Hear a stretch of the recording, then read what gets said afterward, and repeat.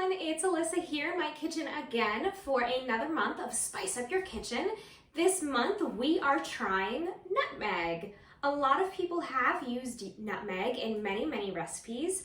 I also thought it was very seasonally appropriate. You find it in a lot of winter recipes and holiday recipes, but I decided to try something different. I have never tried fresh whole nutmeg before, so that is what we are going to try. If you got a kit, you got both the whole and the ground, so maybe you could do a little taste test and see if you can taste the difference.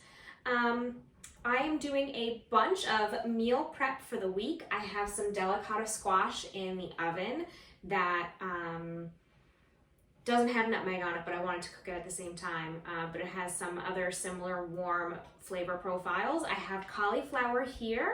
That is the recipe in your kit pamphlet, and I will put a link in the description box wherever you're watching this video. And I didn't put this recipe because I ran out of room in the pamphlet, but I also have a recipe for my meal prep for the week that is asparagus with a nutmeg spicy brown butter, so I'm gonna try that as well. So nutmeg, what is nutmeg? It is not a nut, it is a seed, right? So this is your seed, and it is very warm. It is a little sweet. It is, again, similar to a lot of the spices that we've already tried, such as, or can be used well or goes well with things like, I'm looking at all of my spices, clove and cinnamon and cardamom. Like, those are all, like, think of the pumpkin pie spice mix that I feel like we've slowly been working our way through one individual spice at a time throughout the past year and a half. But this is a little warmer, a little sweeter, and a little more peppery. So if you smell it, it is most similar, I think, in scent to mace or clove, but it definitely tastes different. It's a little more peppery, in my opinion. I have the ground here. I'm gonna kind of just, whoa, there's a big, oh my gosh, there's a huge difference. Wow. The ground is more astringent. So think of when we've done clove before, we had a really astringent, strong, pungent flavor. This is ground nutmeg, yeah. This is more similar to clove, and this is more peppery and a little sweeter and more subtle. So nutmeg can be used to warm up your flavors, your dishes without, if you don't like cinnamon, it's not like cinnamon. And if clove is too strong, it's not as strong as clove. It's really good with savory dishes, but of course we use it with a ton of sweet dishes, like the one recipe in the pamphlet, which is for that nutmeg nut cake, which sounds amazing, but I didn't feel like making a cake today. I felt like doing meal prep, right? So, and then of course the other recipe is the Swedish meatball recipe, and I believe the nutmeg features heavily in the sauce. If you've ever made anything with a white sauce, a bechamel, so think like an Alfredo, some macaroni and cheeses, that the nutmeg is traditionally used in a bechamel because it cuts through the heavy creaminess without being sweet and without being an acid. So I have never made one of those from scratch, but what I have done, and if you're following along with our Countdown to 2023 Hygge series, there is, and I don't remember which day it's gonna come up, and I think it's different whether you have the kit or you're following along on our social media, there is a recipe for fondue, which also utilizes nutmeg. So it's a really nice complement to those warm, creamy flavors, and it cuts through and enhances without, like I said, being an acid. You're not gonna put lemon juice in a bechamel, right? But also maybe you don't need or want extra salt. So it apparently is very good at enhancing flavors while adding a little bit of warmth that rounds everything all together. So for me, I just have my cauliflower, some salt and pepper, and I already ground a little bit of nutmeg because I just wanted to see how it goes. But so I have this the same kind of like microplane that I use for my ginger or to zest a lemon or an orange. And you just do a little bit.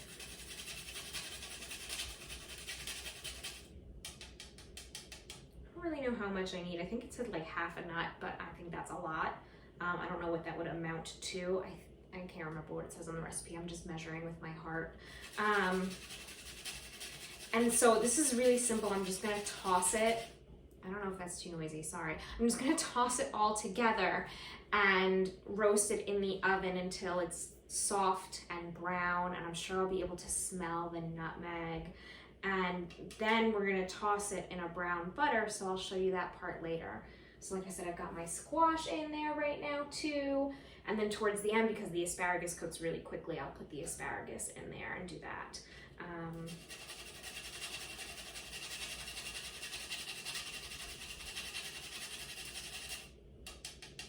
think that's probably good because it's definitely stronger. Not stronger, but it's a definitely more flavorful than I think this. This is just so, it's really so much closer to clove in the astringency than this, which has a little bit of that piney, citrusy astringency, but it feels warmer. Okay, so I'm just gonna toss this all, like I said, it's olive oil, salt, and pepper. I'm gonna toss this all, put it out on my pan, which I've lined with foil, and put it in the oven until it's nice and roasted. My oven is at about 375. So I will come back, we'll do the brown butter sauce on here, and then we'll taste the nutmeg all together. Okay, so this is the asparagus I was talking about before. It's already been roasted. I have granulated garlic, ground nutmeg, cayenne pepper, and melted butter. I didn't brown the butter, I just regular melted it in the microwave. And you mix it all together, and you can taste it and do the flavors as you want. And I just brush it on to the already roasted and pretty crispy asparagus. So this is a little bonus recipe, but it is absolutely delicious, and it does pair well with the cauliflower too. Okay, so now I'm going to do the brown butter to go on top of the roasted cauliflower. My cauliflower just came out of the oven. It's amazing. The thing that I love about a roasted vegetable like cauliflower is that it already becomes kind of nutty and amazing. And the nutmeg, because it's so warm, it really enhances those flavors. So that's why I'm pretty excited also about the delicata squash that I have, which is still in the oven. So I have my butter, and I'm going to turn on my stove. And so basically we want this to melt, and then it says that it starts to foam up, and it goes very, very quickly. So I want to make sure that I don't burn the butter, right? Those milk solids could very easily burn, and then you don't have brown butter, you have scorched butter, and it's gross. So you kind of look for it to foam, you keep it moving around. I'm gonna keep this pretty low.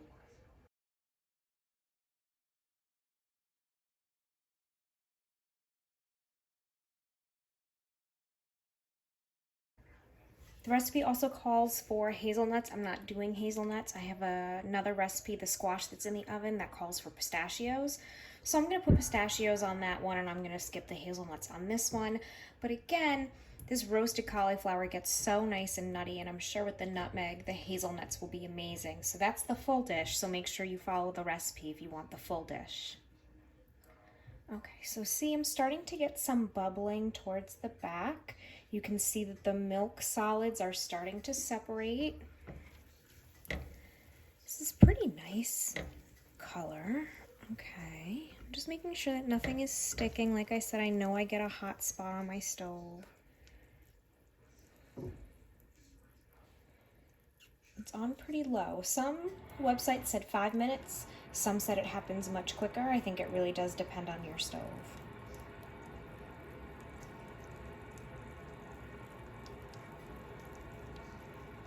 But basically, the second that you see it turn the darker color, you gotta pull it right off the stove. We don't want it to be brown on here because then it's too late, right?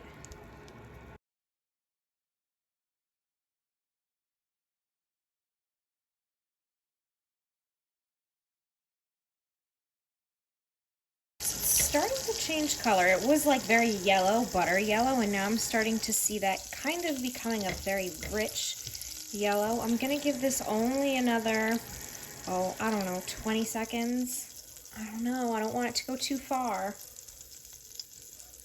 I've definitely burned my butter before. But see, it is kind of foamy, right? And I can see it's getting pretty golden. Oh, I can smell, it's nutty, it's nutty. All right, let's just do another couple of seconds, and I think that's it. See, look at that, it is foamy, it is nutty, and it is golden. We're done. Right, brown butter is not burned butter, it's just brown.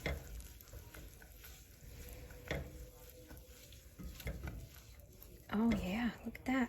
All right, I'm gonna take it away from the heat. I have no burned solids on the bottom, and it is super golden. I think that's pretty good, so I'm gonna pour it over my cauliflower, and then that's it. All right, ready for this beautiful golden butter. Oh, you can't really see it, but anyway, I'm just gonna pour it right over.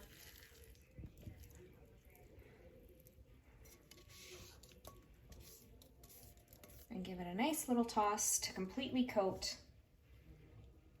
And between the nuttiness of this brown butter and the warmth of the nutmeg and the nuttiness of the roasted cauliflower, I think this is a winning vegetable dish. You can just ignore the fact that I just coated vegetables in butter, but it makes it more delicious. I'm gonna grab a fork and take a little taste. All right, let's see how that nutmeg holds up to all of that roasting and butter. Oh. That's the piece I want because it's really nice and golden brown. All right, let's see.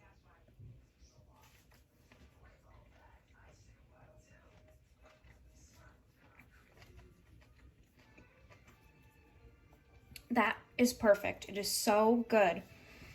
The brown butter is so mellow. There's just enough salt in here. And the nutmeg is very, very subtle. But without it, this wouldn't be very exciting. It definitely needs the nutmeg. And think about it. So if you're still curious about how does nutmeg work in the kitchen, think about it as you're eating this. Would you eat this with cinnamon? No way. It would just be the wrong flavor profile. Would you eat this with clove? Clove would be way too strong. Wouldn't use allspice either. Maybe you could. Allspice might be kind of close, but the nutmeg is much more subtle, and I think really works with this, and the butter especially. It's so good. Okay, so that's it for me for this month. We've got our cauliflower and the asparagus that I already dug into, that I finished preparing for you just a few minutes ago, which was amazing.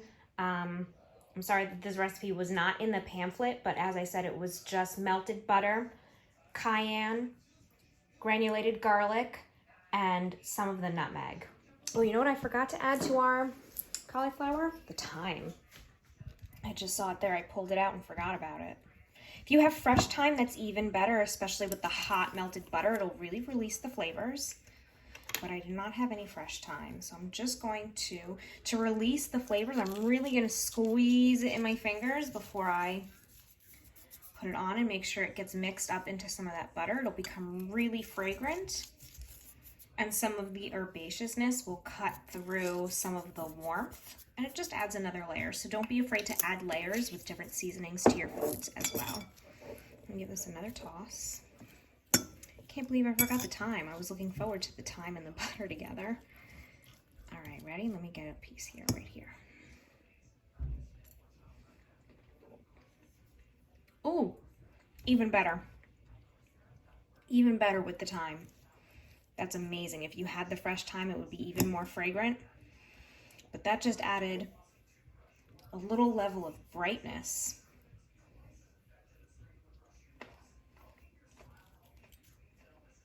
And something that I can't quite describe. And the flavor of the thyme goes really well with the astringency and the warmth of the nutmeg. What a great pairing. And of course, butter. Everything goes great with butter. So give these recipes a try. Don't forget about the Swedish meatball recipe that's in the pamphlet and the nutmeg cake as well. Give them a try. They're perfect for these cold days when we need some warm flavors. And we'll come back next month to try something new.